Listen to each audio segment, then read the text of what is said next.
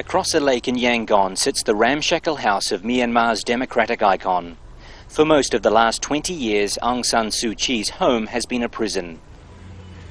She's been blocked from any involvement in the military's roadmap to democracy. Her potential release comes as Burmese reflect on their first election in 2 decades, one designed to keep the current regime in power.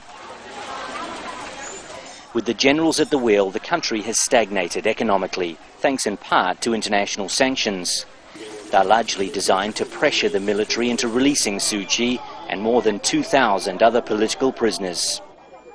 She's long campaigned for sanctions and has called on tourists to stay away because she says their spending has helped fund the military dictatorship. But one of her former aides, herself a political prisoner in the early 90s, says sanctions haven't worked and have only hurt the people. Ma Thangi says Suu Kyi is out of touch with what Burmese need because her advisors have failed to keep her informed.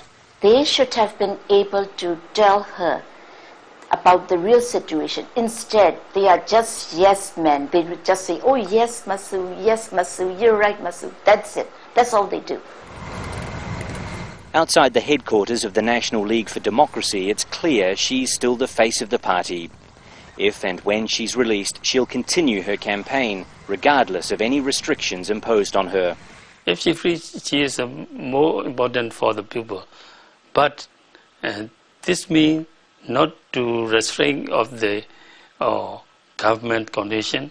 She never accept. She will defy.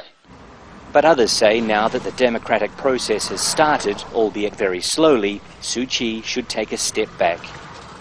She should rise above all this. You know, she should do something with her image, her name, and her prestige. She could do so much for the country without going into politics. In this country, faith plays a major part in life. Many Burmese still believe that Aung San Suu Kyi will be their saviour, and for that reason alone, she's unlikely to retire soon. Al Jazeera, Yangon, Myanmar.